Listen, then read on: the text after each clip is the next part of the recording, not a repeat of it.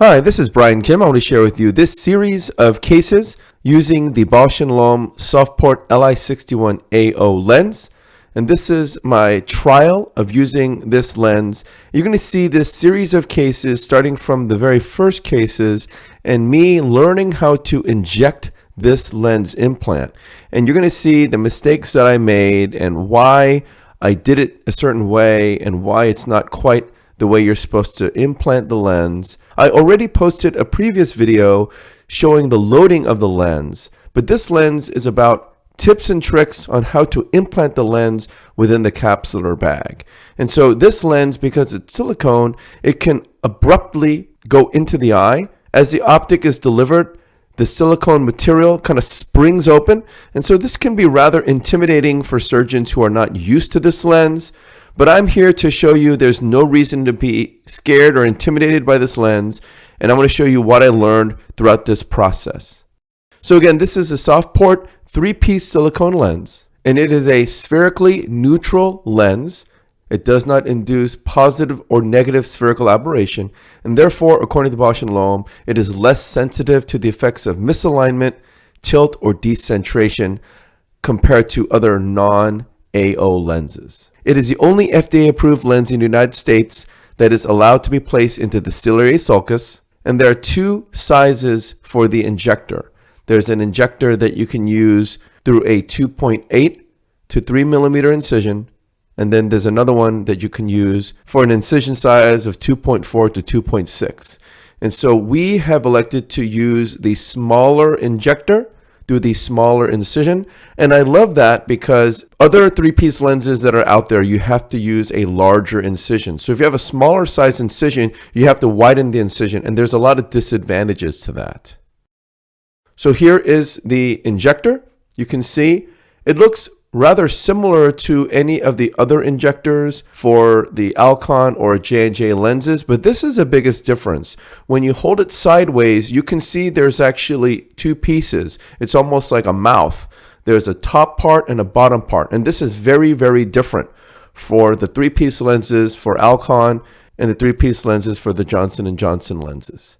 Those are a round, completely round, kind of oval opening. This one has two parts. Why is this important? When you're trying to push the injector into the incision, it gets snagged. And so that's the first thing I've noticed. So you can see here, I'm getting a little bit snagged, and it's because of that mouth configuration of the lens. It has a little bit of a jaggedness to it.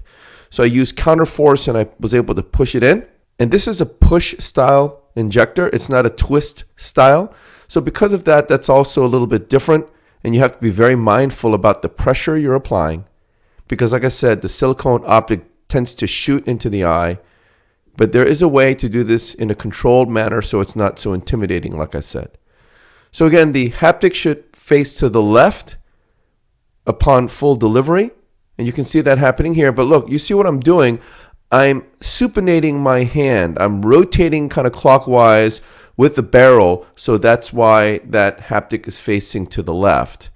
And I did that because, with the other lenses, it's okay to do that. And I got away with it in this case, and you saw again the haptic was facing to the left, but that's because I rotated my hand, my right hand, I supinated the barrel of the injector, and turning it that way, I was able to deliver that in that format. However, you see the trailing haptic is out of the eye. Again, this is my very first case. I just didn't want to get too creative, especially because this is my very first one. So I dialed that trailing haptic into the bag with a Maltzman.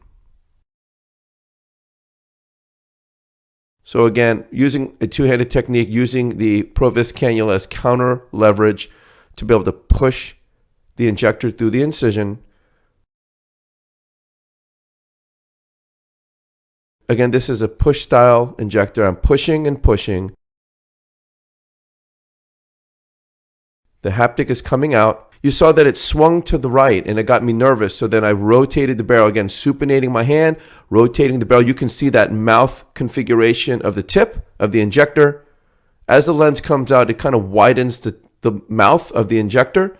And you can see that the lens is delivered a little bit sideways. And so that's part of the point. It's not really supposed to be designed that way. Again, I was able to get away with it, and I was able to inject the trailing haptic all at the same time. So I got a little bit lucky there.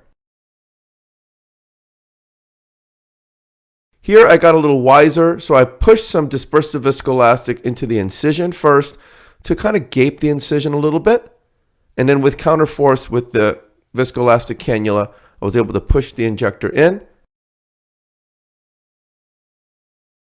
You can see again, as I'm delivering the leading haptic, it swings to the right, and then I rotate and supinate my hand in order to make sure that the leading haptic is facing to the left. But you can see how almost vertical the lens is being delivered. That is really not the way the lens is supposed to be delivered.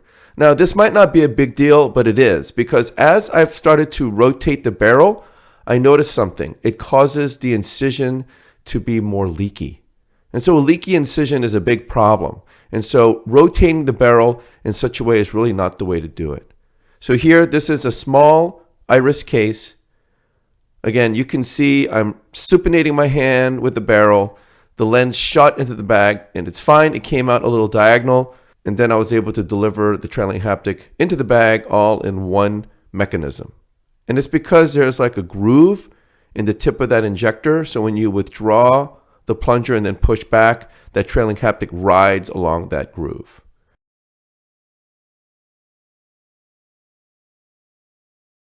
Here I'm using the Maltzman just to confirm that both haptics are in the bag, and indeed, both of the haptics are in the bag. Really pretty easy way to inject the lens.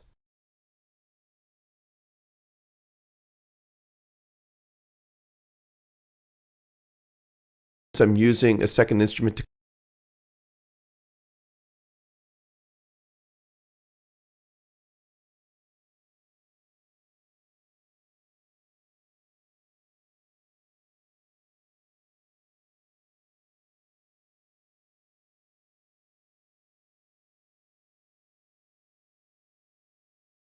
as the haptic comes out, again, it's trying to turn towards the right. And I get a little nervous. I turn it sideways a little bit. I'm trying to get that haptic to turn to the left. And then it shoots out again vertical. So again, this is really a fear-based way I'm doing it, because remember, with the Alcon lenses and J&J lenses, it's okay to rotate the barrel for the haptic to turn and facing to the left, the leading haptic to face to the left. And it doesn't cause any problems. Whereas with this, because of the configuration of the barrel, if you rotate that, you actually stretch the incision and you can get a leaky incision. To be clear, all the cases that I've done have gone well so far. But like I said, when you turn that barrel, the barrel is kind of like rectangular. And so when you supinate your hand and you rotate that barrel, it actually causes stretching of the incision, and it can make it more difficult to seal. So again, I haven't had to put any sutures in. I was able to ultimately seal the incisions, but it just took more effort. And so again, I don't think it's designed that way, and I'm sure Bausch & Lomb would kind of echo what I'm saying. And so really the point is to trust Bausch & Lomb's delivery system. And even though, as you see here in this case, as the leading haptic's coming out, it starts pointed to the left, and then it wildly swung to the right, or at least pointed straight back down. In this case, sometimes it'll swing to the right, sometimes it points straight down, sometimes to the left. The point is, keep the barrel up and down. You shouldn't be rotating it and supinating it like I was doing before. Just keep it straight up and down so the top teeth are on the bottom and the bottom teeth are posterior. And as the optic is delivered, the leading haptic will swing back to the left. So you can see here, as I push with the plunger, the haptic is swinging to the right, but then as the optic comes out, it swings right back to the left. And this is a proper orientation. You can see the optic came out nice and flat. It didn't deliver diagonally like it was on the previous cases. Again, why? Because I did not rotate the barrel. I did not supinate my hand and rotate the barrel, which again just tells you the way I was doing it was not the proper way to deliver the lens. So once I've learned that, I've realized, okay, I got to really just trust the way they designed it. So I go ahead and burp the incision. I do think that's been very helpful, burping the incision, gaping it, and I'm able to slide it in again because the tip of it has kind of almost like a top part and a bottom part, almost like a mouth. And so you'll want to be able to gape that incision so it slides right in without getting snagged. And then I like to push more viscoelastic to fill the bag. Again, you can see the leading haptic coming out. It was pointed to the left and then it swings down and now it's swung all the way to the right. You might freak out about this, but that's okay. Keep delivering. The optic comes out. You can see it just swung right back to the left the way it's supposed to. Advance the plunger and pull it back. And then in this case, you can see the trailing haptic didn't go quite into the bag, but that's okay. What's really cool about this lens, the haptic is very flexible. And so as I go in, I activate irrigation and I just nudge the lens and the haptic just folds right into the bag. It doesn't require any effort. Again, very different from the Alcon and J&J three-piece lenses. These haptics tend to just bend very easily when you're trying to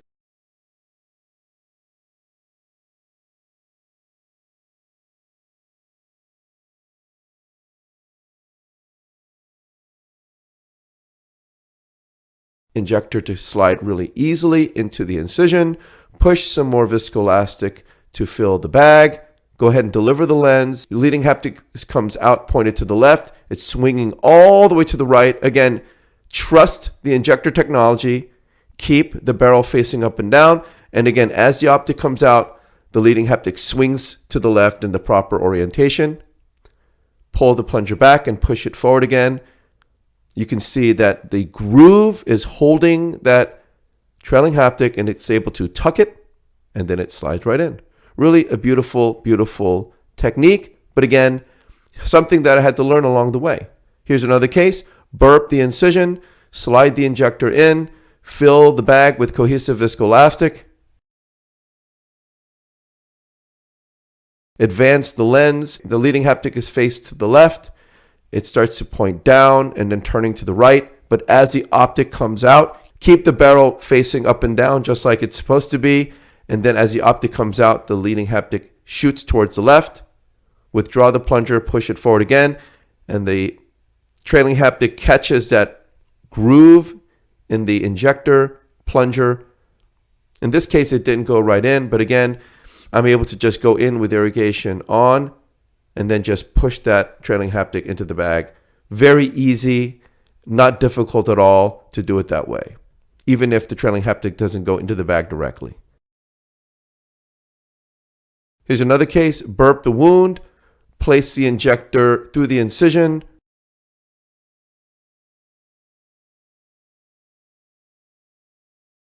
Pushing some more cohesive viscoelastic to fill the bag. Keeping the barrel in the same orientation. Don't supinate my hand. Don't twist. Don't turn. Keep it in the same orientation the way it's supposed to be. The leading haptic comes out facing to the left. It starts to swing towards the right, but that's okay. Don't twist the barrel. As the optic comes out, the leading haptic swings back to the left. Push all the way, withdraw, and then as you push the plunger again, it catches the trailing haptic. The little groove on the end of the plunger catches the trailing haptic and it tucks it and it slides the haptic in. In this case, the haptic didn't go into the bag again. It went into the sulcus, but that's okay. Just with a little bit of effort, I'm able to tuck the haptic into the bag.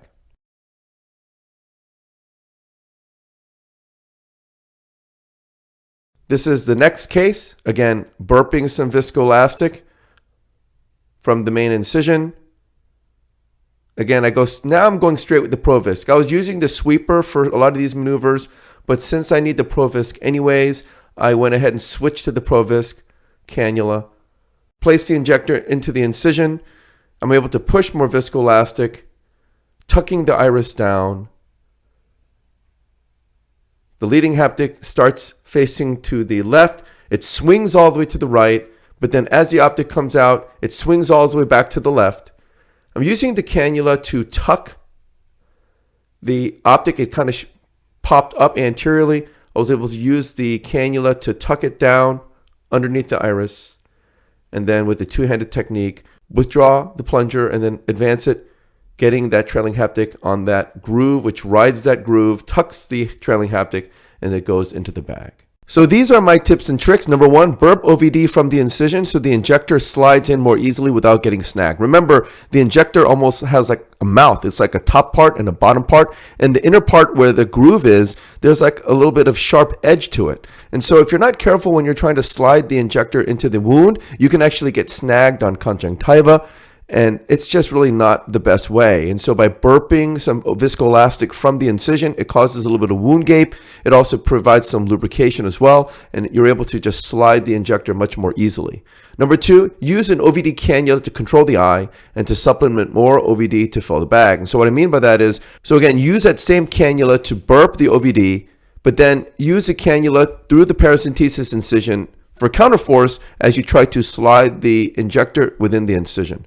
Now, as you deliver the lens, sometimes the injector will start to kind of push out of the eye. And so having that cannula in provides that excellent counterforce to be able to maintain the injector within the incision. But you can also push more viscoelastic to fill the bag completely as you're delivering the lens.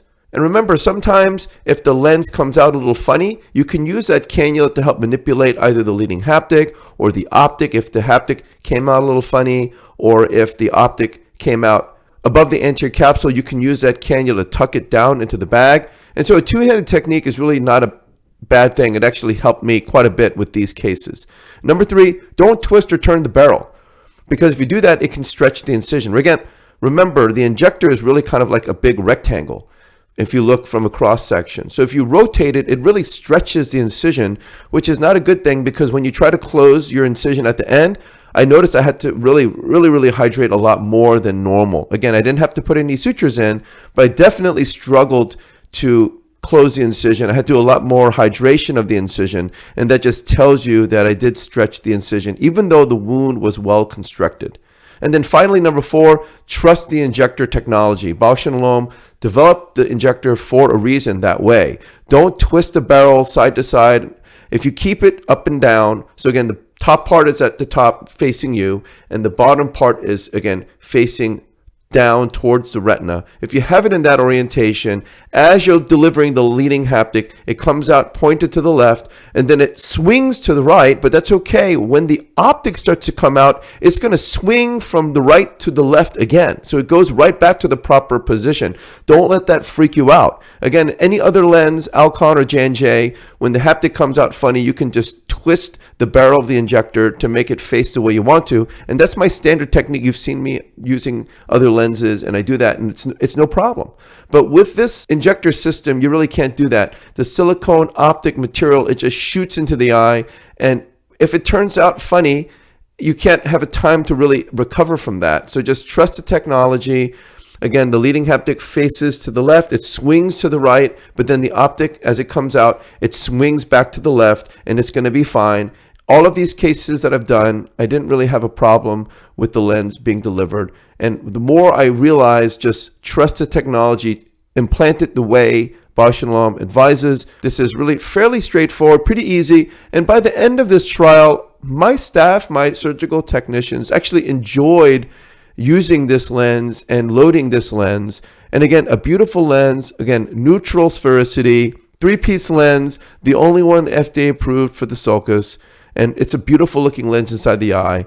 So again, these are my tips and tricks on how to inject the Bausch & Lomb Sofport LI61AO lens. So I hope this was helpful to you, and I thank you for your attention.